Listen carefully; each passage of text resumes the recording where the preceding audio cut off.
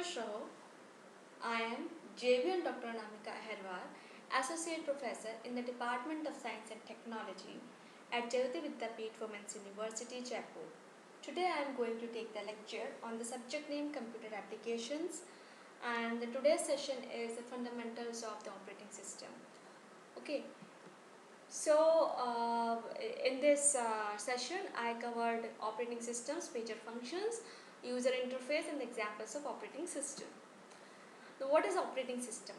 Operating system, in short, we can say it is the interface between the user and the computer hardware.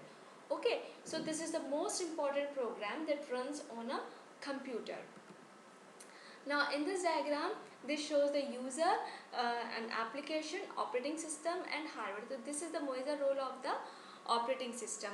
Okay.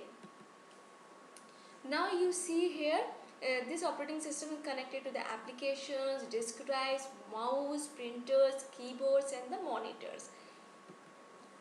Now come to the types of operating system. First is the real time, then multi-user versus single user, multitasking versus single tasking, distributed and the embedded. Now real time is what? Means the operating system, it is called a multitasking operating system that aims at executing real-time applications. So responds to input instantly. And the second is the multi-user versus single user. Means a multi-user operating system allows multiple users to access a computer system concurrently. The time-sharing system can be classified as multi-user systems as they enable a multiple user access to a computer through the sharing of time. So the single user operating system as opposed to a multi-user operating system, and this usable by a single user at a time. Then the multitasking versus single tasking means when a single program is allowed to run at a time, the system is grouped under a single tasking system. So while in case the operating system, it allows the execution of multiple tasks at one time, it is classified as a multitasking operating system.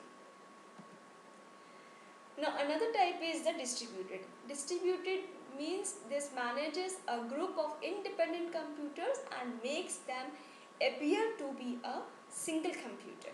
So the development of networked computers that could be linked and communicate with each other, this gives rise to distributed computing. So the last is the embedded. Embedded operating systems are designed to be used in embedded computer systems, and they are designed to operate on small machines like PDAs with less autonomy, and they are able to operate with a limited number of resources. Now come to the major functions of operating system. These are resource management, data management, job management, standard means of communication between user and computer. Now come to the resource management function. Resource management function of operating system, this allows, or you can say allocates computer resources such as CPU, time, main memory, secondary storage and input and output devices or for use. So means the resources which you require, this is provided. So this is the management which this operating system sees or manage, or you can say control. Now the next one is the data management. In this, the input and output of data and their location, storage and retrieval. So it is also of course responsible for storing and retrieving information on disk, drives and for the organization of that information on the drive. Now another function is the job management.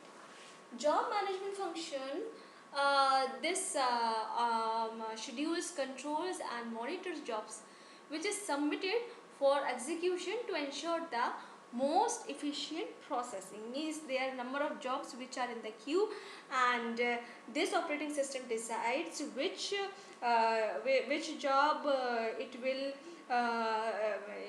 will be in the ready queue, ready to execute, which is in the wait state, which is in the idle state, or which is in the hold state.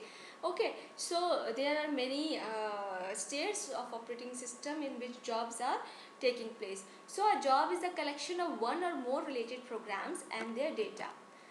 And the next is the standard means of communication between user and computer. In this, the operating system also establishes a standard means of communication between users and their computer systems, and it does this by providing a user interface and a standard set of commands that control the hardware. Next is the user interface.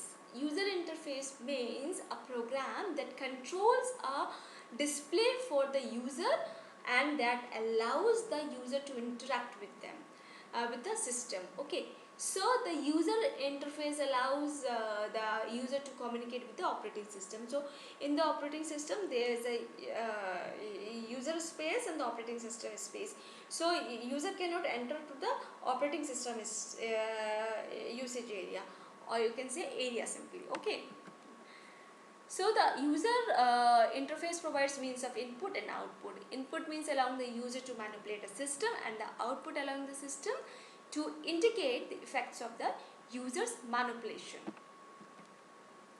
Now come to the types of user interface. There are two types of user interface. First is the command line interface and the second is the graphical interface. And this command line interface is the mechanism for interacting with the computer operating system, or you can say software, by typing commands to perform specific tasks. And this method of instructing a computer to perform a given task is referred to as entering a command. So this accept input via keyboard only, and this is not suitable for beginners. This is a screenshot of the command line interface. And the examples are dir, copy, md, cls, quit. So you need to remember all these commands. Okay, so it is not basically preferred by the beginners. And come to the GUI, that is graphical user interface, and users prefer this GUI because they need not to remember all the commands. Okay, all the things show in the window, or you can say on the screen in form of menus. So it is a type of user interface which allows people to interact with computer with images rather than text commands, and this accepts input via keyboards and pointing devices, and this is easy to learn. And examples are pointer, icons, desktop, windows and menus. This is the symbol of pointer, these are the icons, and the desktop means the area of the display screen where icons are grouped in is often referred to as the desktop because the icons are intended to represent real objects on the real desktop. So you see this is the screen of desktop. Okay, so windows means used to divide the screen into different areas. In each window you can run a different program or display a different file. You can see like this, these are the two windows of people, or you can say a user working on these two windows. Okay, so the next is a menu. There is a two types of menu, pull down menu and pop up menu. This is, you can see these are the menu in which you are using like new, open, recent. Okay, now these are the types of interface like ease and control means in CLI because of the memorization and familiarity needed to operate a command line interface.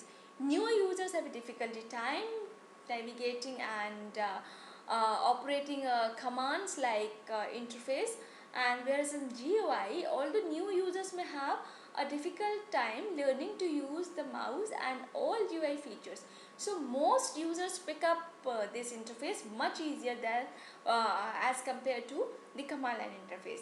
And if you are talking about the control, so in the CLI, users have much more control of their file systems and operating system. In a command line interface, for example, user can copy a specific file from one location to another with a one line command. And in case of GUI, This offers plenty of controls of a file system and operating system, and more advanced tasks may still need a command line. So in terms of multitasking, although many commands line environments are capable of multitasking, and they do not offer the same ease and ability to view multiple things at once on one screen.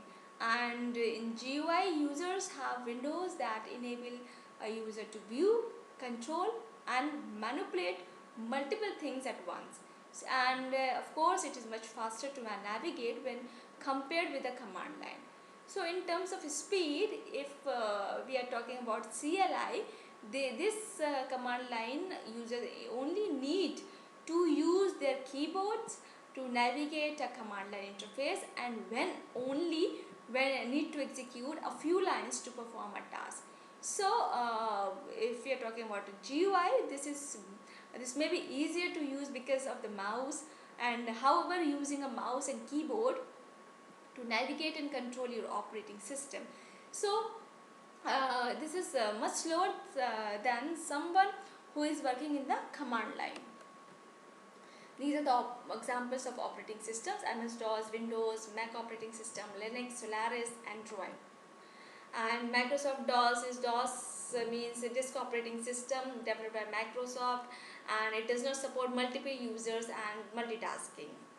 These are the versions, and this is the screen which look like this. And Windows, this is produced by Microsoft of course, and in this graphical user interface are using support multitasking, multi-user. These are the versions, and this the Windows look like this. Mac operating system, this is the official name of Macintosh operating system, which is created by Apple, and this operating system for Apple Macintosh computer, and these are the versions.